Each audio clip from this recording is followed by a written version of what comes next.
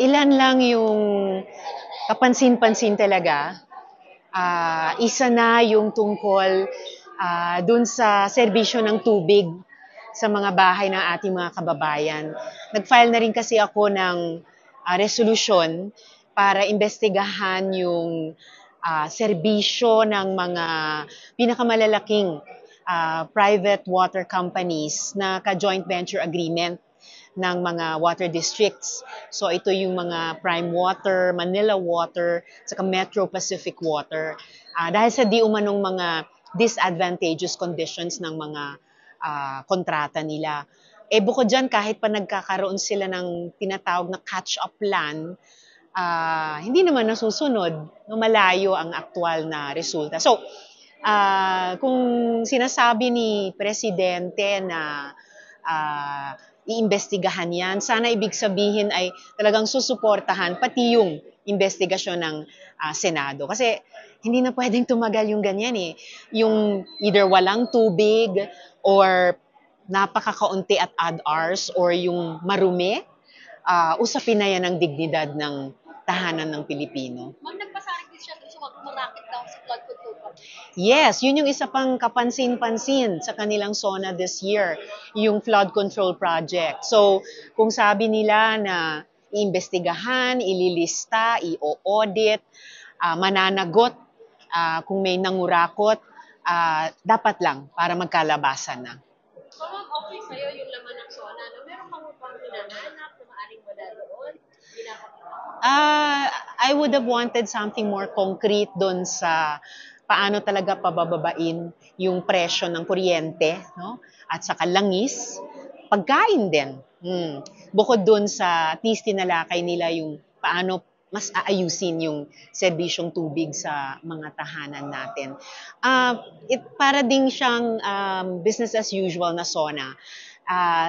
Ewan ko, sayang, na-miss ba nila yung opportunity na mas magbigay ng assessment pagkatapos ng isang midterm elections, kung how did the administration do at kung irarally ba niya ang sambayanan for something better sa last half ng kanilang administrasyon.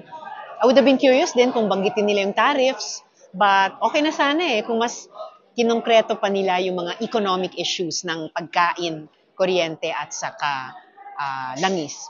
Buti na lang may tubig. Yun. And wait, there was one more. Sige, pag naalala ko. Sorry. Matagal na yung no balance billing, at least para sa mga indigent na kababayan natin, sa mga public hospital. So kung i-expand yon, well and good. Ban on online gambling na. Sayang, walang pagbanggit sa online gambling. Yun din yung isang hinainan ko ng resolution recently, containing at least 12 provisions, kasama na yung pag-ban ng koneksyon sa gitna ng mga online gambling platforms at yung mga e-wallets or super apps. Kasi nga sabi ko, mga cellphones natin, hindi yan casino. Ban din ang pinopropose sa advertising sa online gambling, whether sa inyo, sa Trimedia, or sa social media, or kahit sa mga billboards. And about 10 other provisions. Missed opportunity, sayang, hindi nila binanggit yon. Concrete about West Philippines. Well, at least nung previous years, SONA, nabanggit na nila yung West Philippine Sea, yung China explicitly. At least ngayon meron silang indirect reference sa soberanya at yung pambansang interes natin dito sa ating rehiyon. And it's in that spirit na I took yung pagbanggit nila na mag-host tayo ng ASEAN next year. Ano pa rin ang pamura sa wage hike? Oo nga walang pagbanggit sa wage hike. Manipis na manipis itong SONA tungkol sa ating mga manggagawa.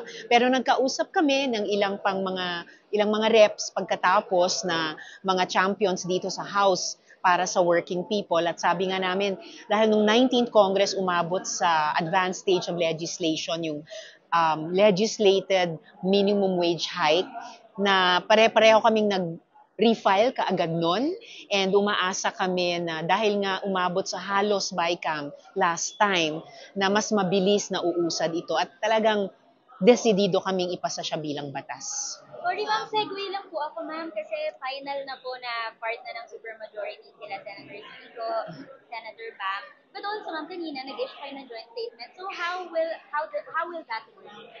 Them being part of the majority, will you remain ally?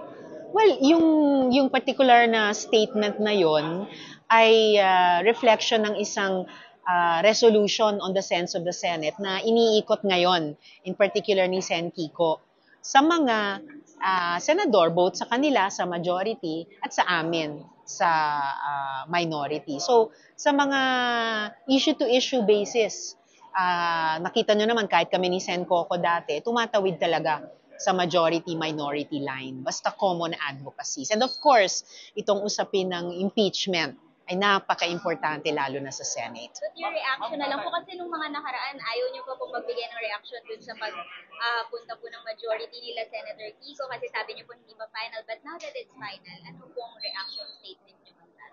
Well, now that it's final, kahit hindi nag-materialize yung una kong plano ng independent block, masaya ako sa nabuo naman namin ni na Sen. Tito na minority.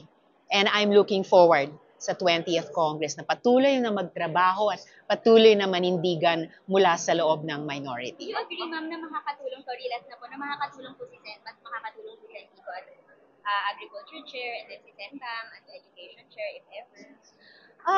Of course, I hope makakatulong sila. Ako naman, the Senate's committee system aside, I believe na sila yung subject matter experts sa kanilang mga advocacies. And kahit na nagbuo kami ng independent block, ay pwedeng-pwedeng sila pa rin ang pangunahing magsalita sa loob ng Senado sa mga advokasiyang iyon. So, I do wish them the best ngayon sa pagsulong ng mga iyan mula sa loob ng majority. And ako, itutuloy ko yung aking mga advocacies sa loob ng minority. Mag-raise na ba bukas yung sa impeachment yung sa Supreme Court? Yung sa decision po na Supreme Court, i-raise na ba sa floor? Pinag-iisipan namin din yung timing nito dahil biglang nag-anunsyo yung House kahapon yata na magpa-file sila ng motion for reconsideration. So lahat naman ng options ay bukas sa amin, lalo na sa minority and sa pangunguna ni Sen. Tito and of course sa Senate as a whole. Inanunsyo naman kanina magkakaroon din ng All Senators Caucus bukas ng hapon and I expect na yun yung isang agenda na i-raise nila.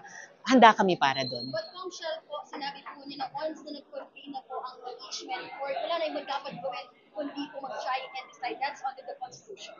Oh, I agree with yung reading ng kapartido ko sa Akabayan na si Rep. Chel na yan talaga ang letter and spirit ng konstitusyon. So, ngayon, sa minority, sa pangunguna ni Sen. Tito, and I suppose ang buong Senado, ay kailangan mag-level off ano yung best way forward given yung talagang solong amin ang responsibilidad na ibinigay ng konstitusyon sa pagdinig ng isang impeachment trial lamang lumabas itong importanteng Supreme Court ruling. So, titignan namin yung pinakamabuting paraan na balansehin lahat, pati ang karapatan ng mamamayan, singilin ang accountability sa bawat isa sa aming nagtatrabaho sa gobyerno. Salamat. Salamat.